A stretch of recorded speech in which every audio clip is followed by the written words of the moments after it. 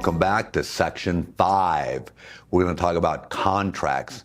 Now, most of our business is contracts, right? The listing agreement, the residential purchase agreement, lease agreements. So it's important to understand contracts. Now, if you can picture a chair with 4 legs, if the chair's missing a leg, it falls. So when we talk about contract formation, we have to talk about the 4 legs of contract formation. So, and we're not just talking about real estate, we're talking about contracts 101, if you will. So what's the first leg of contract formation? Legal capacity. What does that mean? That means to contract, you have to be at least 18 years or older and of sound mind.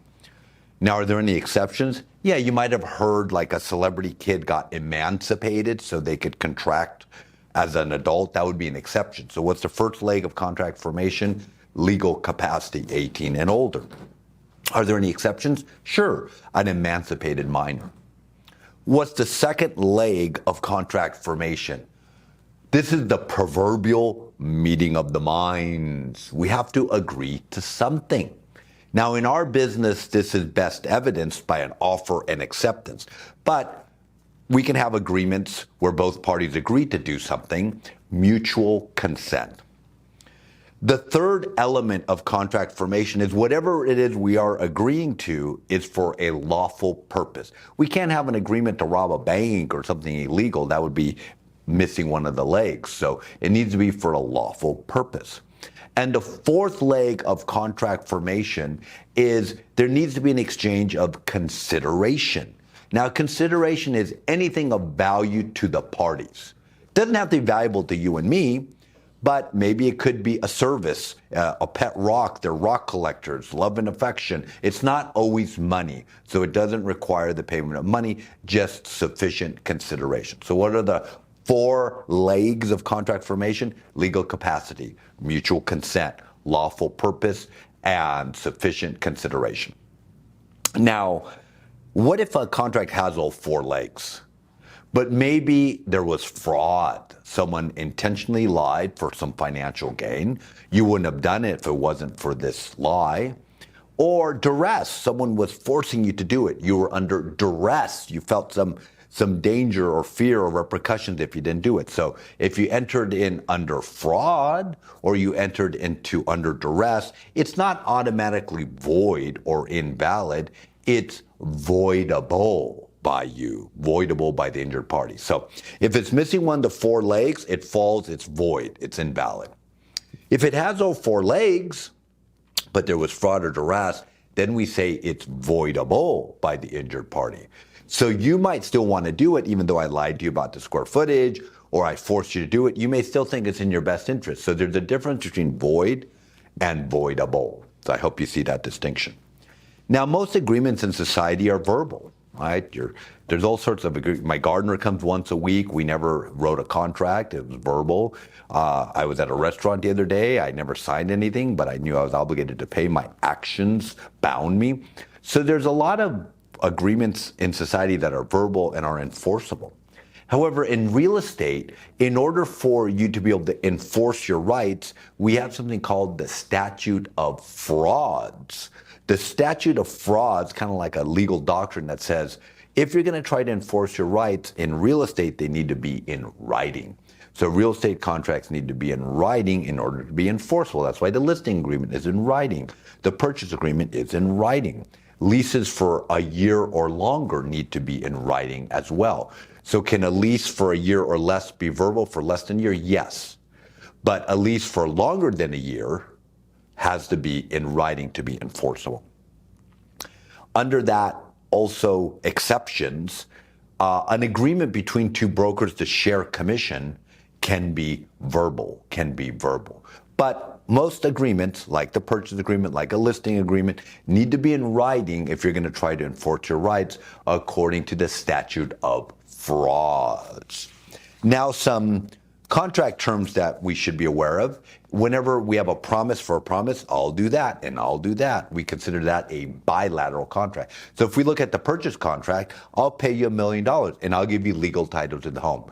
By the way, how do we transfer legal title to real property in California? A grant deed. Good. All right, a bilateral contract is one where there's a promise for a promise. A unilateral contract is where only one party makes a promise and only one party is bound. Make sure you know these two words, executory agreement, promises yet to be performed. Most contracts are executory agreements in that you're not doing what it is you contracted right away. It's in the future. Otherwise, why would you need a contract if you already did it? So executory agreement, the promises in the agreement are in the future. Breach of contract, you feel that someone broke their promise and as a result, you're damaged. So they didn't pay you the commission, you feel you're damaged the amount of the commission. So most breach of contract lawsuits are seeking damages, an amount of money to put you back together. So most breach of contract lawsuits are seeking damages, an amount of money to make you whole again. But real estate is so unique. There's no other piece of dirt on earth exactly like that piece of dirt. There might be one similar, there might be one next door, there might be one, but not exactly like that one. So you may say, no, I don't want to sue for damages. I want to sue for you to do what you promised to do, which was sell the property. So you might be suing for specific performance. What specific performance when no other remedy will fix other than you doing what you promised to do? Okay, let's keep going. Clean your palate. Let's clear our head. Encumbrances. If I say, hey, you seem really encumbered, I mean, you seem really weighed down, really burdened. Now, how can real estate be really burdened or weighed down? Well, one way is you owe a lot of money, right? You have a loan to Wells Fargo, a lien on the house, another lien on the house to Bank of America, you didn't pay the contractor. There's a lot of things that can burden a home. So encumbrances, burdens that have to do with money on a home are called liens. Now, liens, we already mentioned a couple, a mechanics lien, a trust deed lien, a federal income tax lien, a judgment lien, can either be specific on the property, meaning only on the house, or general on other homes you own as well, or on other items you own as well. So liens can be specific just there, or general on everything you own. For example, a contractor doesn't get paid for a flooring job on your house, can't put a lien on everything else you own, but he can put a lien on the house where he didn't get paid on. Whereas if you get sued and you lose a lawsuit, there's a judgment against you, they can put a lien against everything you own, so that would be a general lien. So make sure you understand clear between a specific lien and a general lien. Liens can be further described as voluntary or involuntary. For example, when you're sitting at Chase Bank filling out your loan application, you're saying, hey, if you give me the loan, you can put a trust deed lien on the house as collateral for the loan. That's voluntary. However, when you don't pay your taxes and the IRS puts a federal income tax lien, you probably weren't asking for that. That's probably involuntary. So liens can be further described as voluntary or involuntary. Okay, think about this. What's an example of a voluntary specific lien? A trust deed lien is. It's only on the house and you asked for it. So that's a specific voluntary lien.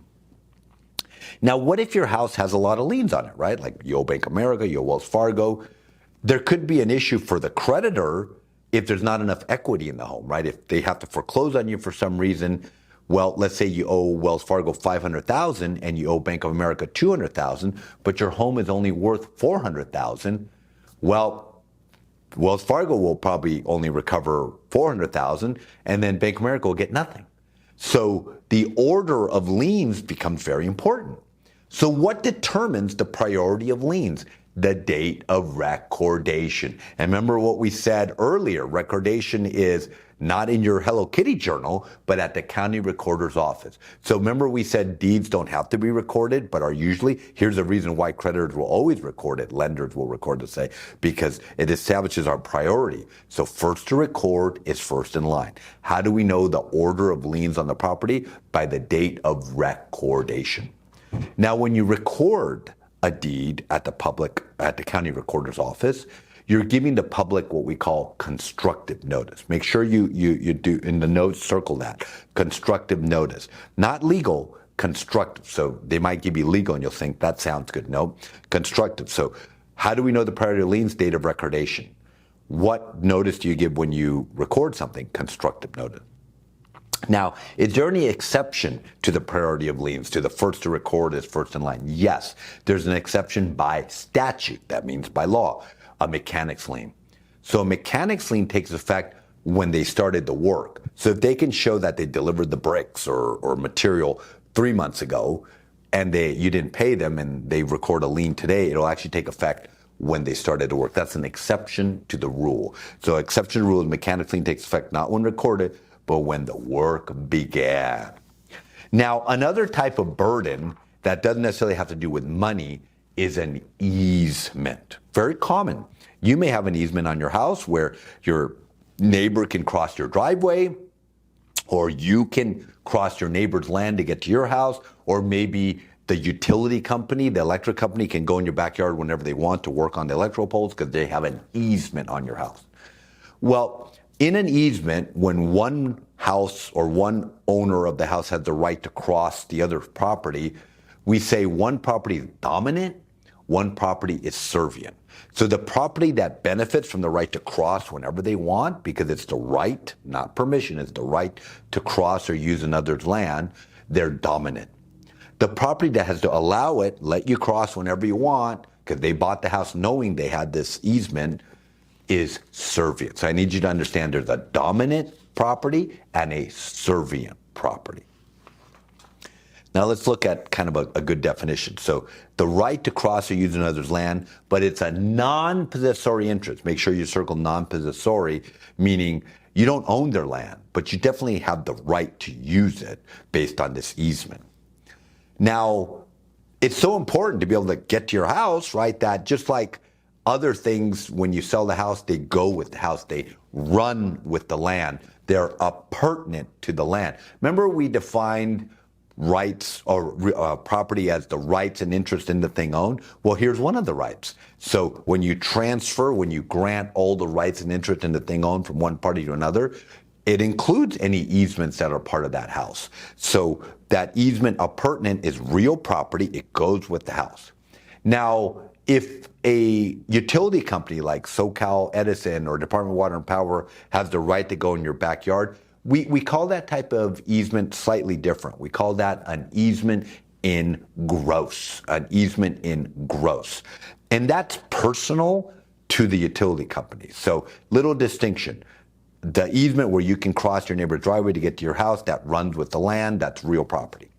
Easement in gross, the right for the utility company to go on your land and work on the electric transformer or whatever it is, that's a personal right, personal property right to the utility company. It still burdens you as a homeowner, so you're still the servient property, but it's technically personal property to the utility company. What's the difference between a license, right, permission, and an easement? Well, just that. A license is permission that you can revoke, and an easement is a right that you have. It's not permission. You have that right. Now, what if you don't have an easement, right? You were maybe entering from a side street. You were maybe entering from one of the side streets, and now that street is gone, and you have to cross your neighbor's land to get to your house. Well, first, rule number one, everything's negotiable. Maybe you just go next door, you try to negotiate, and they give you an easement in your deed. But maybe they say no, they don't want you to have it. And you can still, against their wishes, use their land for 5 continuous years. You could go to court and try to get what we call an easement by prescription. I'm not saying it's easy, but at least it's a potential remedy. So if you use your neighbor's land against their wishes for 5 continuous years, you might be able to go to court and get an easement by prescription. Now we have this other concept that you need to know also called adverse possession. This is when you use someone else's land against their wishes for 5 years straight and you pay the property taxes. Yes, it's perfectly possible for you to pay someone else's property taxes. You just go on the county assessor's website in the county where it's located and you can pay their property taxes. So for some reason, your neighbor wasn't paying their property taxes, you've been paying them, you've been using their land against their wishes, you might be able to take them to court under this idea of adverse possession, where you sue them to try to take legal title to their home. So make sure you understand that adverse possession requires property taxes being paid for 5 years, plus claim, hostile use, and use for 5 years, whereas an easement by prescription only requires the claim, hostile use, and continuous use for 5 years. Okay? A couple of things on government land use controls. Be very clear on this because you're definitely going to ask about this. So if I buy dirt, I cut it in half, I'm a subdivider, right? Just by definition, subdivider. There's a series of laws that kick in. The first one, the minute I buy dirt, I cut it in half and I'm a subdivider, is the MAP Act. So there's the Subdivision MAP Act kicks in when? The minute there's 2 or more lots. So you take one, you cut it in half. Subdivision MAP Act. If I keep going, right, 1, 2, 3, 4, now I get to 5. Well, in addition to the MAP Act that got kicked in when I subdivided into 2, now I have to deal with another law called the Lands Law. It's not either or, it's in addition to. So keep this in your head. So subdivision of 2 or more lots triggers the MAP Act. Once you get to 5 or more, in addition to the MAP Act that's already been triggered, you now have to comply with the land law. Now, the land law is overseen by the Department of Real Estate. And remember what we said, the DRE's main mission is to protect the public. So it makes sense that if you're going to be selling a subdivision with 5 or more lots, the DRE wants to know what you're doing. So you have to submit your information to the DRE, and you can't sell until they give you what's called a final public report. Escheat. That's not what you do when you go to Las Vegas. Escheat is if you happen to die and you have no relatives, no one loved you, you're all by yourself, like you die at 120, you outlived everybody. This is those stories you hear where like, oh my God, she owned a $50 million home and she had no relatives and it went to the state of California. So escheat is when you die without heirs. After 5 years, your property will escheat to the state of California. That's different than what we learned the other section, which was intestate succession, where you died without a will. That didn't mean you didn't have heirs. That just meant you didn't have a will, and therefore your heirs got the property. So make sure you see the difference between intestate succession and escheat. General plan. Well, a city or county that's newer, like I'm here in Southern California, San Fernando Valley, that's kind of old. But if you go to a newer area, you'll see, oh, they're developing the area. There's residential, there's commerce, there's manufacturing. So they have a general plan, a vision for themselves. So what's the general plan? It kind of sets out the community's land use policies. And then once they've decided that, they put zoning on top. They go, nope, you can't have a sriracha factory here. This is for houses. No, you can't have a school. This is for condos. You can't have this. So zoning enforces their general plan. It's also an example of the government's police power because they can tell you what to do with your property. So make sure you see the difference between a general plan and zoning. Now, if you feel the zoning is kind of hurting your use of your property, you could try to fight it and go get a variance. What's a variance? An exception to the zoning. What's a variance? An exception to the zoning. The government could take your house, whether it's county government, state government, or federal government. Yes, they can take your property. That's called the power of eminent domain. The power of government to take private property for public use, and they must pay you fair market value. Now, I have been told there might be a similar question on a state exam that says, hey, the county builds an airport next to your property. They don't take it through eminent domain. What could you do? Because now it's been devalued to nothing. You could sue the government in what we call inverse condemnation. Inverse condemnation. Airport gets built next to you. They don't buy it. They devalue it. There's no other buyers now except the county. You sue them for inverse condemnation. So what I want you to remember about eminent domain is that the government condemns your property so no one else can use it, including you. They pay you fair market value, and you don't have a choice. They take it. And police power allows government units to enact legislation for health, safety, moral, and general welfare. This is like building codes. This is like zoning. Okay, I'll see you at the next section.